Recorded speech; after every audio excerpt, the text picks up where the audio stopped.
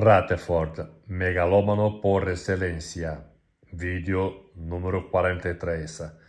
Uma produção Torre Small. Rutherford sempre foi um ser excêntrico e megalômano. Uma pessoa que colocava um adepto, chamado de irmão, para encerar de graça o seu carro Cadillac todos os dias, que exigia ser chamado de juiz só porque ocupou esse cargo interinamente por um certo período. Dizia conversar diretamente com anjos e receber revelações diretamente do Deus que ele chamava de Jeová, dentre outras coisas, não poderia ser definido de forma diferente. Não falo nem do fato de ter sido um alcoólatra, mas que essa sua exagerada predileção por bebidas superalcoólicas o fizesse se sentir acima da lei, importando tais bebidas do Canadá de maneira nada ortodoxa, visto que naquele período estava em vigor a lei seca nos Estados Unidos da América do Norte. Mas essas coisas embaraçosas são só a ponta do iceberg. Sente-se cômodo e fica com Torre Small, a Torre Boa, para descobrir outros lados obscuros do Pai das Testemunhas de Jeová. Vamos voltar a falar um pouquinho das mansões de Bet Sarim e Bet Shem para introduzir o novo tema desse vídeo.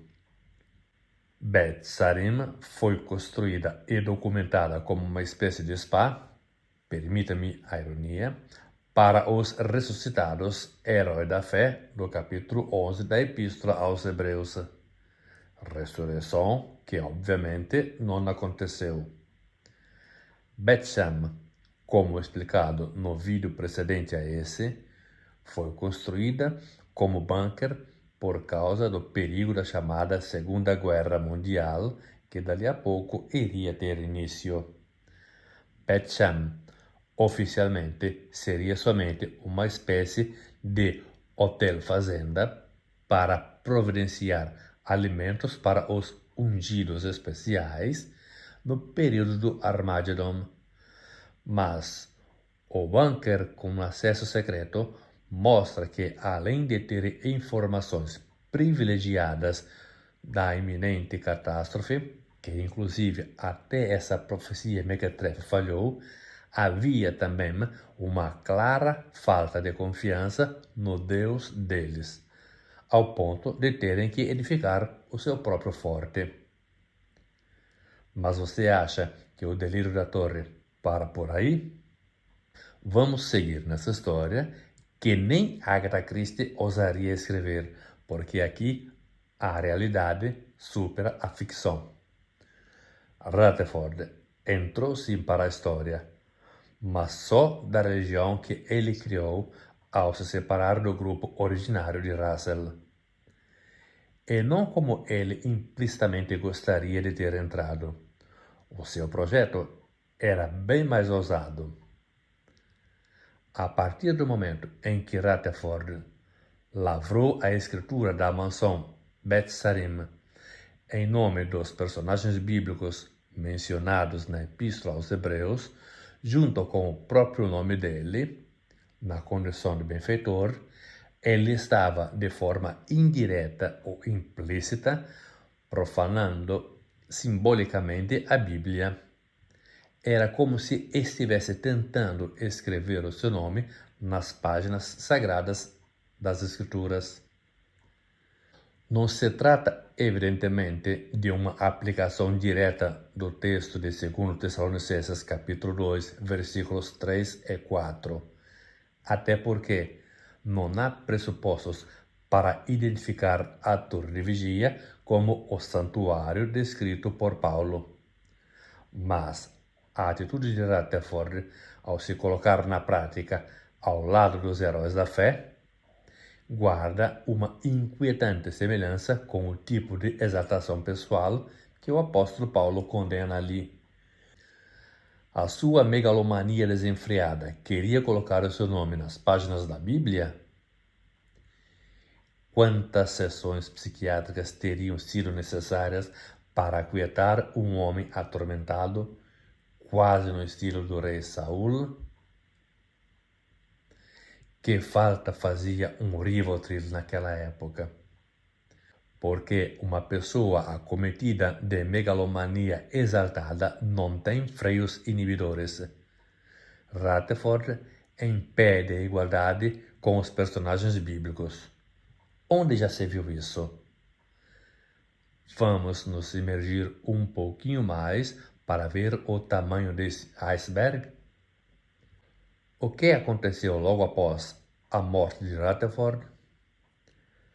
Parece que a torre nem esperou o corpo do homem esfriar para dar continuidade à insanidade teo-ilógica de Rutherford. Antes, porém, se faz necessário dar alguns passos atrás para contemplar melhor o panorama que estou por apresentar. Após a morte do auto-intitulado Pastor Russell, seguiu-se um funeral em pompa magna, digno de um faraó moderno, com direito à lápide e a um obelisco piramidal, removido em 2021 na cidade de Pittsburgh. Com a criação de um novo grupo, agora denominado Testemunhas de Jeová, Rutherford parece ter se inspirado em outro grande personagem bíblico para se assemelhar.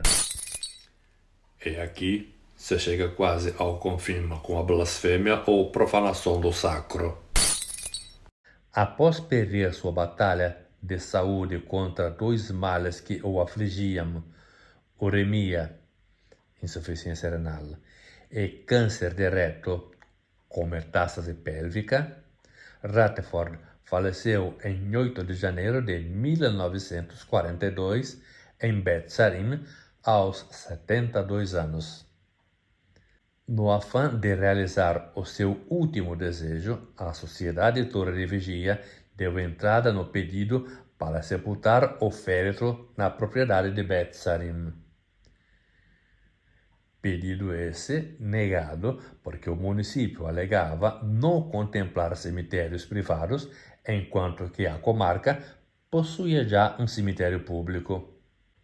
Ao ver o seu pedido negado, a torre entrou com um novo pedido, agora não mais em Beth Sarim, mas em Beth Shan, a mais ou menos 800 metros distantes uma da outra.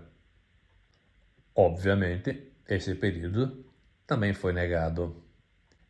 Esse embate burocrático levou mais de 3 meses até que finalmente a torre decidiu levar os restos mortais do já decomposto para Staten Island, em New York, e sepultá-lo em um lote privado, sem marcação, no cemitério metodista, perto da rádio WBBR da Torre de Vigia. Uma necessária nota de ironia. Depois de meses de luta por privacidade fúnebre, teve que se contentar com um cemitério da Babilônia? Foram socorridos na morte pelos metodistas? Teve bom. Vamos descer mais uns metros na expansão do iceberg que estamos explorando? Vamos tentar ver um outro paralelo irônico entre o Moisés de Israel e o novo Moisés da Torre? Visto que a megalomania que superaria Russell de ser sepultado nas dependências da torre não funcionou, parece que teriam adotado o plano B. Lembra que Moisés teve a sua sepultura em lugar incerto? A diferença é que até o diabo e o anjo lutaram para revelar ou não revelar o local exato do Moisés bíblico. Pois é, Rutherford parece ter inaugurado a era dos novos Moisés. A torre sepultou os restos mortais de JFR em lote sem marcação, fazendo dele o novo Moisés. Jesus é chamado de novo Adão. E o bobão, um imitão.